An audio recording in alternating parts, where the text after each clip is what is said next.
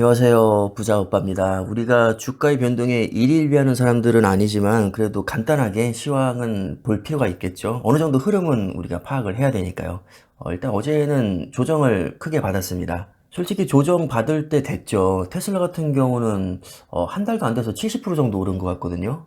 그리고 웬만한 기업들도 테슬라만큼은 아니어도 꽤나 저점 대비 많이 치고 올라온 건 사실입니다. 좀 쉬었다 가야죠. 특히 낙폭이 컸던 기술주들이 많이 올라왔었기 때문에 어제는 조정도 가장 크게 받았습니다. 2% 가까이 빠졌고요. S&P 500 1.3%, 다우존스는 0.8% 정도 하락했습니다. 종목별로 보면 마소와 애플이 약 2%, 엔비디아는 6% 가까이 폭락했고요. 구글 2.7%. 참고로 엔비디아도 최근에 정말 많이 올랐습니다. 작년 10월 13일에 108달러 찍고 최근에 200달러 돌파했었죠. 그러다가 지금 조정을 살짝 받아서 191달러. 거의 뭐 지금 3개월 만에 2배가 오른 겁니다. 물론 전고점이 346달러에 비해서는 아직도 많이 빠진 상태이긴 하지만 그래도 꽤나 빠른 시간에 많이 회복을 했다. 회복하는 과정이 있고 건전하게 조정을 받으면서 제 가치를 찾아갈 것이다. 저는 개인적으로 이렇게 보고 있습니다. 제가 투자하고 있는 종목 모두 비슷한 생각입니다. 그 다음에 메타 3% 빠졌고요. 아마존 1.65%, 테슬라 6.3%. 테슬라도 엔비디아 못지않게 최근에 많이 올랐었기 때문에 역시 조정도 좀 크게 받고 있죠. 그럼 어제는 왜 빠졌냐? 사실 이유는 갖다 붙이기 나름이겠지만 대부분의 언론에서는 FOMC를 앞두고 경계감에 하락한 것 같다. 이렇게 보고 있습니다. 사실 이게 갖다 붙이기 가장 좋죠. 0.25% 금리 인상할 것으로 예상은 되지만 그동안의 행보를 봤을 때 또 파월 의장이 나와서 시장에 긍정적인 메시지를 전달할 가능성이 그렇게 높아 보이지 않거든요. 왜냐하면 긍정적인 말을 하는 순간 주가가 급등할 게 뻔하고 주가가 급등하면 기대 인플레이션이 또 올라가기 때문에 그동안 어렵게 잡은 인플레이션이 또 악화가 될 수 있습니다.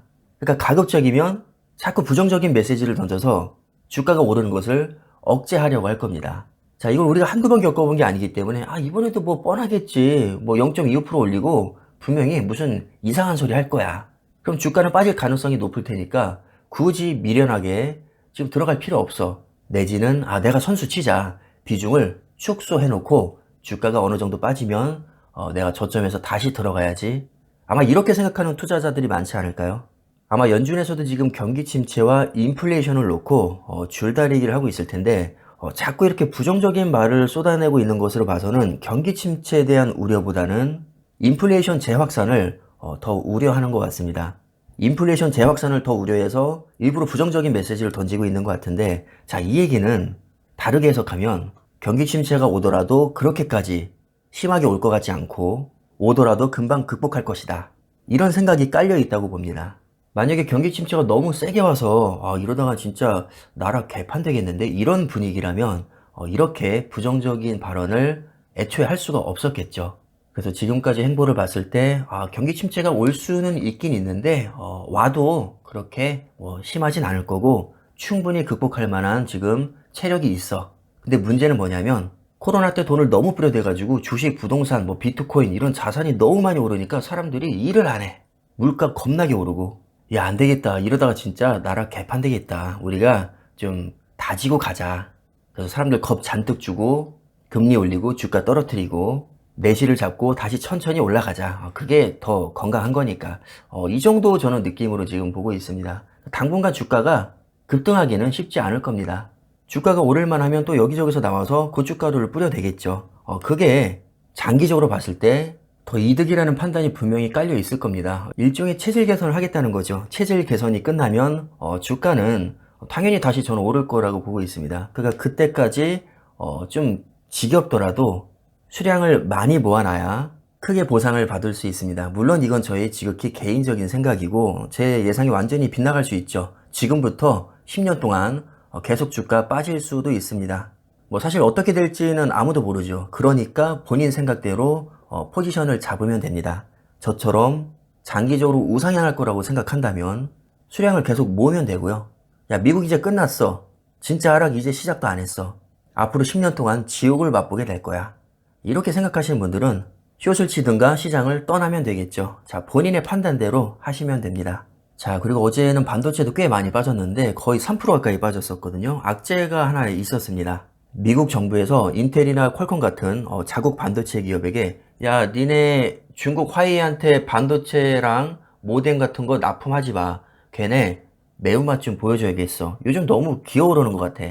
이런 강력한 제재를 지금 추진한다는 말이 있습니다. 아무리 중국이 싫어도 미국 기업 입장에서 보면 굉장히 큰 고객이거든요. 뭐 삼성전자도 마찬가지입니다.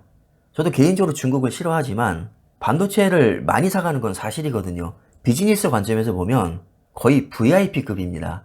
근데 정부에서 대놓고 물건 팔지 말라고 하니까 기업 입장에서는 당연히 타격이 클 수밖에 없죠. 그래서 주가도 빠질 수밖에 없었고요. 마지막으로 이제 계좌 인증을 하면 속슬 35%, TQ 3%. 아직까지는 그동안 이제 벌어놓은 게 있어서 음전이 되진 않았지만 저는 언제든지 순식간에 음전이 될 수 있다고 생각을 하고 있습니다. 그래서 현금을 더더욱 아끼고 있고요.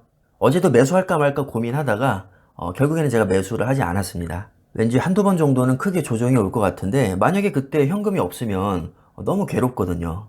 내가 현금이라도 쥐고 있어야 폭락하는 게 덜 억울합니다. 그렇다고 비중을 축소하자니 내 예상을 깨고 정말 미친 듯이 급등할 수도 있기 때문에 계좌는 건드리지 않으면서 현금만 야금야금 모아가고 있습니다. 자, 그럼 오늘 내용은 이 정도로 간단히 정리하고 마무리하겠습니다. 감사합니다.